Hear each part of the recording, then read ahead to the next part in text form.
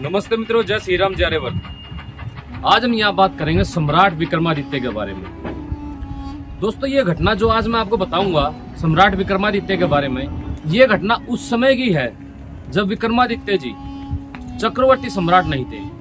प्रतिष्ठान नामक राज्य में रहा करते थे। एक साधारण युवक की भांति उस समय वो खाली विक्रम के नाम से जाने जाते थे। उस समय आर्यावर्त में यानी कि इस भारतवर्ष के अंदर एक जादूगर हुआ करता था जो कि जनता में चमत्कार के नाम पर अंधविश्वास बहुत अधिक फैलाया करता था और सभी उससे बहुत ही ज्यादा भयभीत रहा करते थे। एक दिन वो प्रतिष्ठान राज्य में आता है जहां विक्रम निवास किया करते थे। अब वहां पर जब वो आता है तो वही गांव में ढिढोरा पीटा जाता है। जिस तरीके से आपने गांव में रहे हो तो आपको पता होगा, ढोल बजा के कि फलाना जादूगर आया है, अपनी जादूगरी का खेल दिखाएगा, सभी इकट्ठे हो।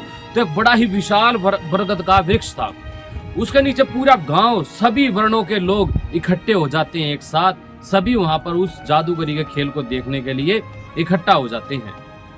और जब वहां पर देख रहे होते हैं तो एक बड़ा ही प्रसिद्ध जो जादूगरी का खेल था इस आर्यावर्त की भूमि में बड़ा ही प्रसिद्ध रहा है, जो कि पहले बहुत ही ज्यादा दिखाया जाता था। वो था एक रस्सा जो कि सांप की भांति ऊपर आकाश की तरफ जाता था।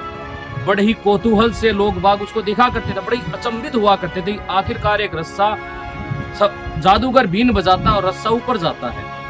वहां पर उसने काफी बड़ा गोल घेरा खींचा हुआ था जादूगर ने, और लोगों को चेतावनी दी हुई थी कि इस घेरे के भीतर कोई प्रवेश ना करे। यदि इस घेरे के भीतर किसी ने प्रवेश किया तो क्या होगा, तो सांप के विष से वो व्यक्ति मारा जाएगा।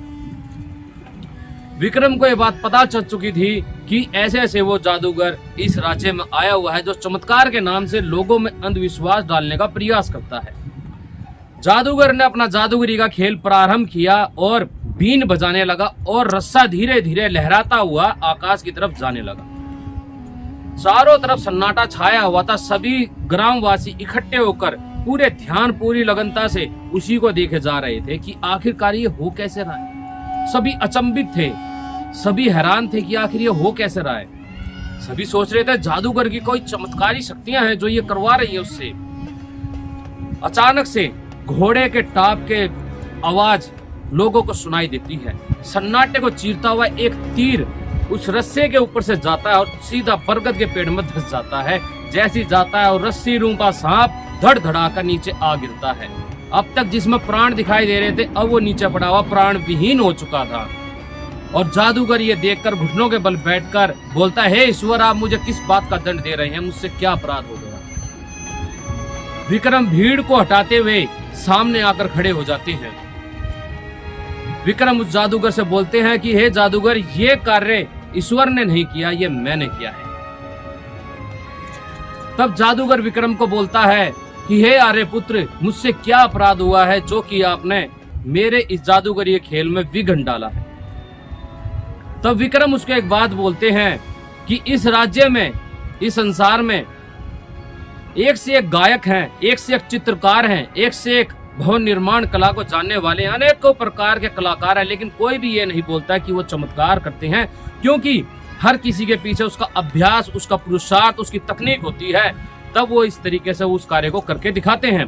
जादूगर समझ चुका था कि वो सारी घटनाएं उसको समझ में आ गई थी, जो उसने अभी तक चालें चली थी, जिस प्रकार से वो जनता को अंधविश्वास में लिया करता था, वो सब उसके सामने आ गया।